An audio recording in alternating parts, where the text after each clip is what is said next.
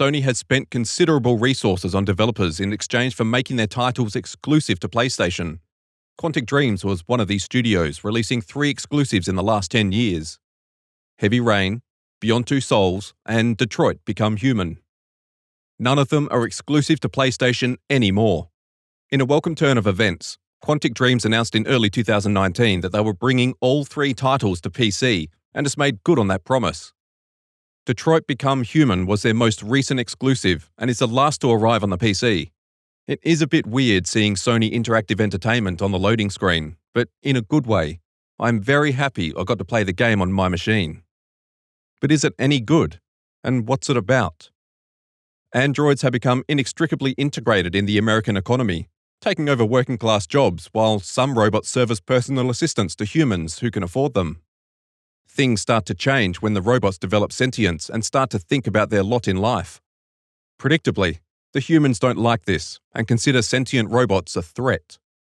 The developers have taken their time in building the lore. You'll frequently find collectible magazines that explain how artificial intelligence is used in the world. These can be quite interesting to read and are well worth your while. Some people might compare Detroit to Deus Ex, and for good reason. Both games share themes of discrimination and explore humanity's discomfort towards futuristic technology. And both games have triggered controversy for being too on the nose about their historical inspiration.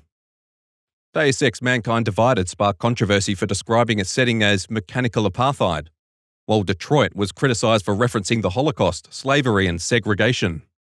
While the themes may seem similar, the 2 titles are very different in their stories and gameplay. Deus Ex features a ton of stealth, shooting and progression. Detroit has none of that.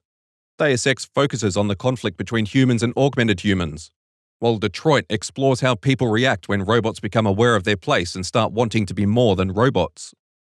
If you've played any of Quantic Dream's earlier titles, you know what to expect. Most of the gameplay involves quick-time events that require you to press one button, hold another, and sometimes mash a third key to proceed. This also applies to fighting, aiming, and shooting. You don't get to aim down sight. The game would be a lot easier if you could. Instead, you have to press S or D before the circle runs out of time. The gameplay is occasionally at odds with the situation the game puts you in. For instance, a few time-sensitive sequences reward you for searching your environments for subjects to interact with before proceeding to the next stage. All the while, the timer counts down. You only have a few seconds before the game moves on, and the number of optional objectives you did not complete can have dramatic consequences in the chapters to come. And you don't get to run, even if you're in a hurry. You can't press Shift to sprint, since Detroit offers no button that increases your movement speed. Curiously, you do get to run in other sequences where you aren't pressed for time nearly as much. What gives? The game features a few platforming sequences, though these are extremely simple. You don't get to parkour right away. You have to examine the environment to find platforms you can climb, then hover your mouse over one of the paths presented and hold the D key to check if you can make the jump. Once you find the correct path through, you may have to sit through another QuickTime sequence. QuickTime events have always been Quantic Dream's bread and butter. Even interacting with an object requires you to hold the left mouse button and drag your mouse. To its credit, Detroit is much better than its predecessors at telling you which direction it wants you to pull the mouse in. Detroit also does a better job at directing you where you need to go. If you lose your way, you can hold the right mouse button to get directions to your objective and other objects of interest, which are indicated by a yellow marker. While the game occasionally hides your objectives, the right mouse button still lets you rotate your camera, which can give you some respite from having your view dictated by fixed perspectives. Holding the right mouse button can help you find your way to the objective if the path is hidden from the perspective of the default camera. While the gameplay isn't perfect, it is a substantial improvement from the developer's older titles. The writing has also seen a substantial improvement. The narrative in Detroit's prologue had more impact than the entire plot of Beyond Two Souls. You play as an android detective that assists police in subduing a helper robot that has gone rogue, killed its owners and is holding their child hostage. You could confront your target as soon as possible, but you're better served investigating the crime scene to learn its motive.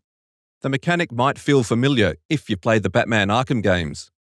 Examining clues allows you to reconstruct the series of events that led to the situation you've been called to resolve, and can unlock dialogue choices that can lead to success. This is a demonstration of the best gameplay Detroit has to offer. The game starts off incredibly strong, though the subsequent sequence settles down to a slower pace that still maintains an unsettling undertone.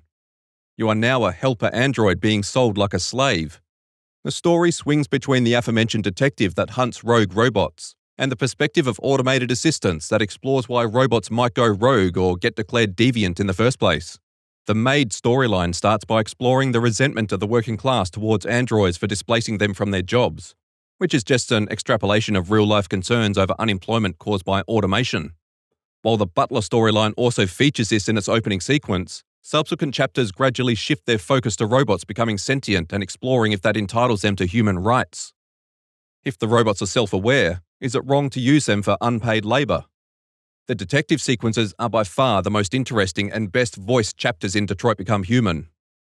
The banter between the robot and the cantankerous cop he is assigned to assist is endearing and at times amusing.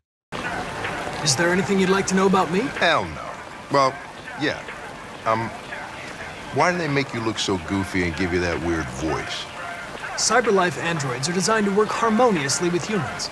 Both my appearance and voice were specifically designed to facilitate my integration. Well, they fucked up. Getting the cop to like you can be a challenge, though. You'll frequently have to make choices in how you interact with him, but his reactions can be unintuitive. He hates you because you're an android, and hates you more if you display a lack of empathy towards other androids. He resents you if you sacrifice yourself for him, and hates you if you don't save him. This is not a complaint. Humans are complicated, and I prefer complex characters like this cop to the one-dimensional robots of the other chapters. The detective's plot is the only questline that deals in grey areas as it presents a moral dilemma. Do you stay loyal to the cops you've been assigned to help and yet resent your presence? In contrast, the Butler and Maid storylines are pretty black and white. Robots good, humans bad. So bad they never bother listening to the robot side of the story if they ever come into conflict with a human. Some of the villains can be cartoonish at times, though this is too infrequent to hurt the story. The voice acting can be inconsistent and it occasionally sounds like the characters emphasise the wrong words. The dialogue can also feel rushed on occasion. The old man would sound more realistic if he paused for a breather between sentences. Each day that goes by brings me closer to the end. I'm just an old man clinging to his brushes. Androids sound more human than the human characters, but that's more of a testament to how well the robots are voiced. Your meal contains 1.4 times the recommended daily intake of calories, and twice the cholesterol level. You shouldn't eat that. No matter what character you're playing, you'll be frequently forced to make choices, the consequences of which affect your relationship with NPCs and changes how friendly or hostile they are to you. Your choices also determine what you'll be able to do and say to your non-playable companions in subsequent chapters. Choosing the wrong option can lock you out of dialogue paths in subsequent chapters. You will sign death warrants without even knowing it. In a few instances, the game sounds like it's giving you a choice, though it's just an illusion. You don't get the chance to choose anything. At the end of each chapter, you'll be presented with a flowchart showing you the branching tree of choices. The path you chose is highlighted, and the paths you didn't take are obscured to motivate you to replay the game to experience the consequences of other choices firsthand. Some chapters have more endings than others, and it can be disappointing to see all choices converged into one conclusion. On the other hand, you may kick yourself if you pick a choice that prevents you from continuing to the chapter's conclusion. But again, this just improves the game's replayability. These choices can be tough, as some of them carry consequences that can affect the ending and even the fate of your characters. Making the wrong choice can cause your characters to die prematurely. Some of these deaths can be shocking because of how early they occur in the game. With that said, Become Human tries hard to steer you away from these premature deaths, and you really have to resist the game's prompts to push through. Detroit has the greatest variance in endings I've seen in a while. The decisions you make during the course of the campaign determine the fate of your characters and even the environments and locations the game ends in. This is Detroit's greatest strength. It isn't so much a game as it is an interactive movie that lets you have a say in what happens to its plot. What I found unique about this game is the lack of fail states. If you fuck up and a character dies because of you, the game doesn't stop and force you to replay the mission. Detroit doesn't go, whoops, you failed, try again. Instead, the game is like, you fucked up, live with the consequences. This is probably the only good thing games can learn from movies. If a character dies in a movie, the movie doesn't stop unless the death is supposed to be the ending. To be clear, I'm not trying to encourage games to try to be like movies, because that can make for some terrible products that fail at being either. Movies and games have one factor in common: presentation. How does Detroit become fair? When it comes to the audio design, we have little to complain about. The music does a solid job of establishing the undertone of each chapter, though the sound design could be argued to play a bigger role here, as the more unsettling sequences wouldn't be nearly as creepy without the ambient noises to immerse you in. Voice acting is adequate, though some characters are better voiced than others. I thought now might be a good time to review what we know about deviants. No, now is not a good time to review anything. Now is my lunch break. So just go into standby and cut me some slack, okay? The aforementioned police lieutenant is by far the best voiced character in the game, and this is complemented by amazing lip syncing. But I think your friends are engaged in illegal activities. Well, everybody does what they have to get by. As long as they're not hurting anybody, I don't bother them. The cop looks like he was given the lion's share of attention from the developers, and we don't say this just because he has the most believable facial animation seen in recent games. The level of detail on his hair and skin textures are impeccable, which could also be said for the android detective. You won't notice nearly as much detail in the environmental textures because of the extremely aggressive depth of field effect Detroit forces on you. This feature blurs any object that is more than a few inches from your character, making it impossible to read signs a few feet away. The game does not feature any environment large enough to justify this effect. It feels like you're short-sighted, which could have been integrated into the game's plot if the developers wanted it to make sense. But Detroit provides no mechanic to correct this. You cannot disable depth of field in the graphic settings. You can only turn it down to low, which solves nothing. Come on, Quantic Dream. You've made a beautiful game. Let us look at it. Thankfully, you can disable the motion blur, though it doesn't help the aforementioned issue.